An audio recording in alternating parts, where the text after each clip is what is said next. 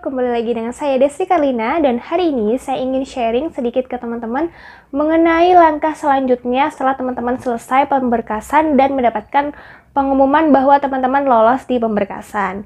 Jadi mungkin teman-teman bertanya mengenai istilah-istilah yang nanti bakal teman-teman jumpai seperti TMT, SPMT, kemudian mulai gajian itu kapan, berdasarkan TMT kah atau berdasarkan SPMT kah, kemudian teman-teman mulai bekerja itu berdasarkan apa sih, kayak gitu.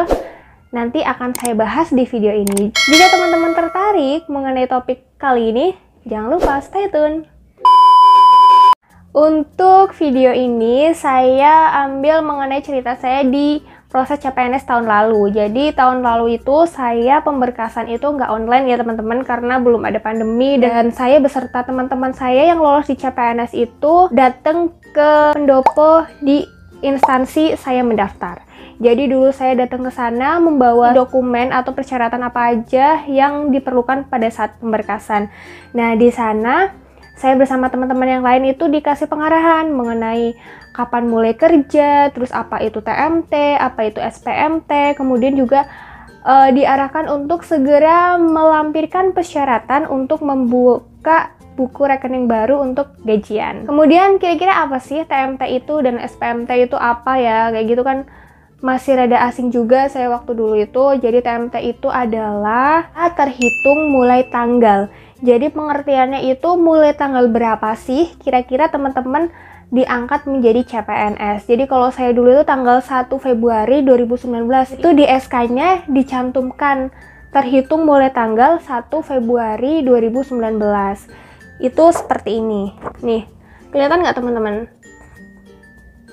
Terhitung mulai tanggal 1 Februari 2019. Jadi per tanggal 1 Februari saya sudah diangkat jadi CPNS nih. Setelah TMT nanti saya ada gap dulu itu 1 bulan TMT menuju SPMT. Nah, sebelumnya saya jelaskan dulu mengenai SPMT-nya. Di SPMT itu adalah surat pernyataan melaksanakan tugas. Itu sebagai patokan teman-teman kapan mulai bekerja dan kapan mulai gajian. Untuk entah CPNS atau PNS itu gajiannya di awal ya teman-teman, di awal bulan. Jadi sebelum bekerja udah dapat gaji duluan. Setelah teman-teman mengetahui kira-kira kapan TMT dan kapan SPMT, disitu kan pasti ada pengumuman nih. Entah itu nanti online atau diumumin berdasarkan instansi teman-teman. Nanti teman-teman untuk mendapatkan SPMT seperti ini,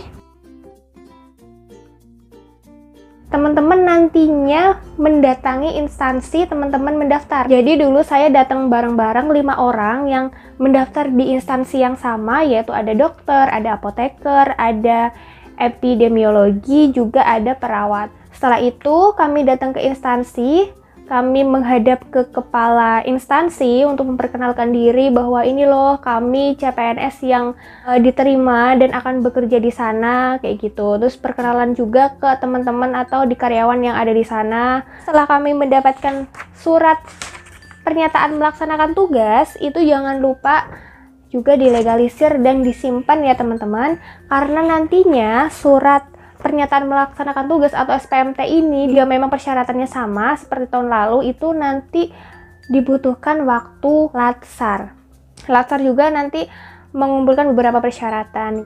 Nah, selanjutnya untuk gaji, karena kita bekerjanya itu berdasarkan SPMT, digajinya pun berdasarkan per tanggal kita mendapatkan SPMT itu. Jadi pun teman-teman juga perlu pertimbangan lagi nih, kapan teman-teman harus resign. Misal saya kan gap antara TMT ke SPMT itu 1 bulan. Jadi ketika TMT itu 1 Februari, saya akhir Februari itu masih bekerja di instansi yang lama. Jadi saya belum resign. Dan saya baru resignnya itu akhir Februari kayak gitu. Jadi menghindari masa kekosongan juga, terus juga biar masih ada pemasukan ya teman-teman, kayak gitu sih kalau alasan dari saya.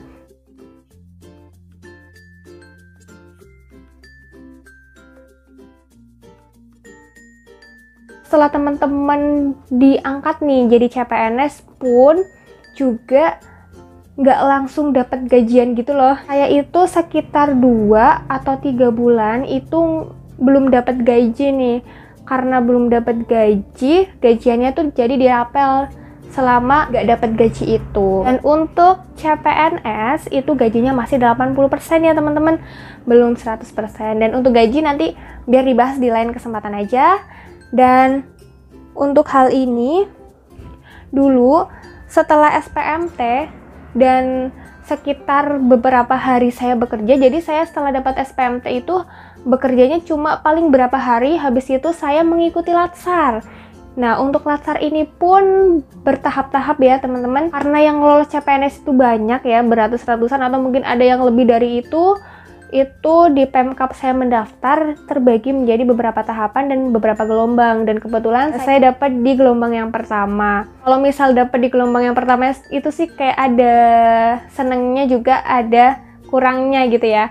Ketika teman-teman baru nih mendaftar di sebuah instansi dan teman-teman langsung dipanggil untuk mengikuti latsar, tentunya teman-teman di situ belum maksimal atau belum sepenuhnya tahu tentang permasalahan atau isu-isu apa aja di tempat kerja teman-teman, karena nantinya teman-teman itu perlu tahu itu untuk nantinya dibuat rancangan aktualisasi. Nah, rancangan aktualisasi ini yang nanti jadi penilaian untuk kita lulus enggaknya di latsar CPNS. Jadi latsarnya itu selama 51 hari. Kalau misal tahun saya dulu itu 18 hari on kampus, kemudian 30 hari itu habituasi atau pengaplikasian ilmu yang sudah kita dapat di on kampus di tempat kerja atau untuk melaksanakan rancangan aktualisasi yang sudah disusun sebelumnya.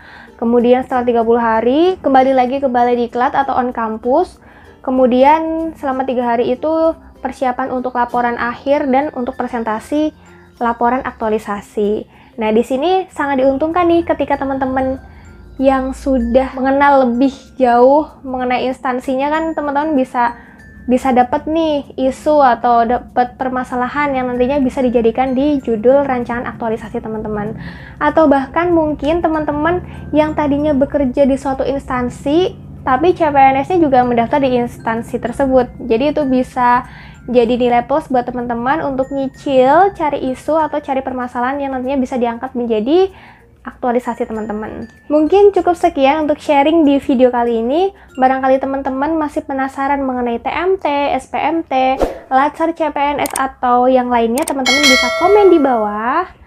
Dan semoga video ini bermanfaat. See you!